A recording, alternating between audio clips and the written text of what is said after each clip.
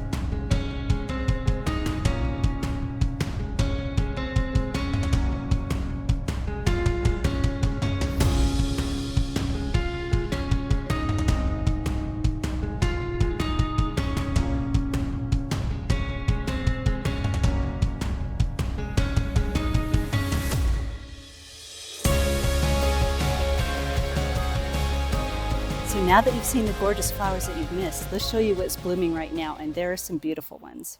Now, I always like to start on the south side of my property. We've got some gorgeous flowers here, and we've actually got our butterfly bushes blooming, and they've been drawing in the pollinators. You can see a gorgeous bumblebee there.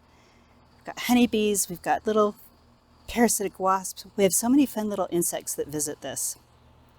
It's almost time for our hardy hibiscus. This one's called Summer Storm. It's part of the Summerific series, and it's absolutely gorgeous. It's going to be huge in pink.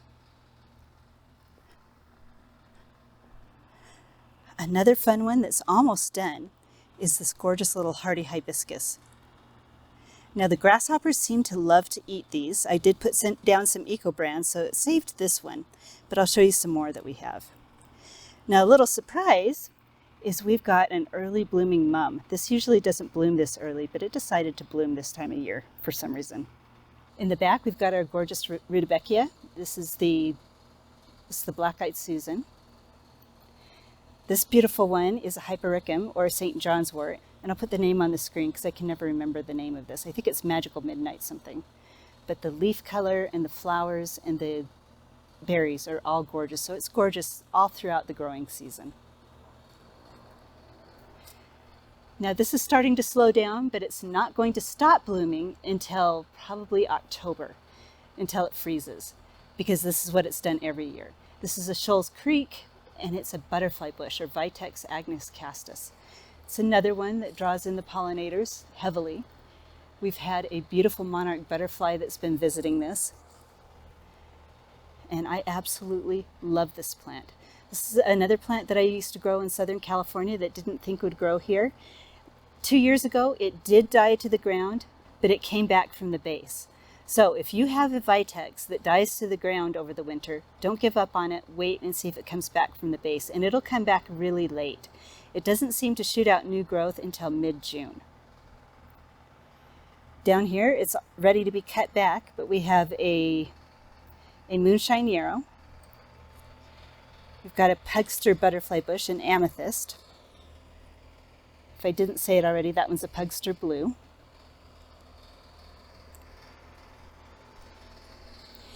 And I think I'm just going to give up and move my hydrangeas. This is a very anemic looking hydrangea. The flowers don't get very big. It just doesn't like this area. You can see the one on this side, and that's where the noise is coming from right there. But you can see how poorly the one on this side is doing. So I think I'm going to either move them or get rid of them and start over and put my panicle hydrangeas somewhere else. Now, I can't remember the name of this salvia. I think I'll put it on the screen. I think it's Wild Thing, but it's just barely starting to bloom. This is its second year, and last year it bloomed the entire season. This year it just barely started to bloom near the end of July. Now, we had cut back my catmint almost to the ground, and it is flushed back and is coming back as beautiful as ever. Now, you can cut back catmint, or you can just leave it the way it is and cut back the dead flowers. But if you leave it and don't cut it back, it gets quite large, but you will have color all season long. We've got some reseeded Johnny Jump Ups that have gone all summer long. They just keep coming up and going. I absolutely love these little flowers in many different colors. But this is the Louisia that I planted early this spring, and it's flushing out again. It blooms most of the year. Now this one's blooming right here. It's shaded a little bit by my germander, which is also blooming. It's coming near the end of its bloom cycle, but this is germander. And Louisia, and this is what Louisia looks like out of bloom. And then we've got some more germander. Now the hummingbirds have absolutely been loving my agastache. This is one type of agastache. This is hummingbird mint. Absolutely gorgeous. And I'm not sure the variety on this one, but I absolutely love it. Now we have the reseeded alyssum that just pops up and gives color all over the place. I absolutely love my alyssum. It's almost time for the other sedums. This is the Autumn Joy sedum. We've got buds just about ready to open. And this is a different variety of sedum. I absolutely love the color on this. It's going to have hot pink blooms when it opens. All my thyme is blooming. This variegated one is Foxley thyme, and it is absolutely my favorite variety. It's huge, it's got gorgeous flowers and gorgeous variegation, and it stays evergreen throughout the winter.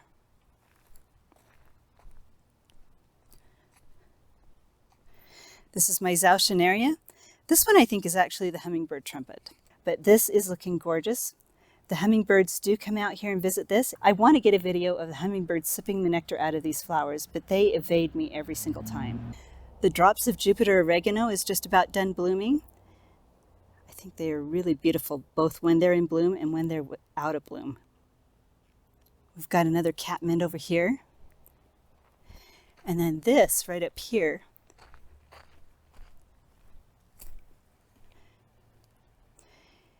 is the narrow-leaf milkweed. The flowers are so pretty. The pollinators love it. It doesn't seem like the monarchs have found these yet. There's this one right here, and this one right here, but they have found the one over there. And let me show you a picture of the egg, and then we'll show you why I don't think I'm going to get any little caterpillars this year. The coneflowers are gorgeous right now. They're just past their peak bloom. We have another little spot of black-eyed Susans that I absolutely love. And then we have another hardy gladiolus right there. Now on this milkweed, I've found a lot of different little monarch eggs, and I will show you what they look like. I have some close-up shots of them. And then this right here, that's monarch caterpillar feeding damage. But when you turn it over, there's no little caterpillar. And I have looked all over these bushes over and over every single day. I find feeding damage, I find eggs, but I do not find any caterpillars. What I find instead is hundreds of predatory wasps surrounding this. They just kind of fly around it and look under all the leaves, and I think they are eating all of the little caterpillars. So I'm not quite sure what to do. I am always of the opinion that we need to leave nature to what it is.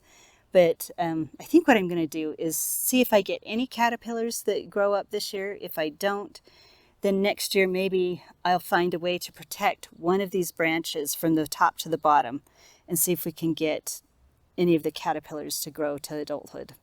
I don't know if you can see. There was a patrolling wasp over here looking for babies. But there's obviously a female monarch that's been finding this.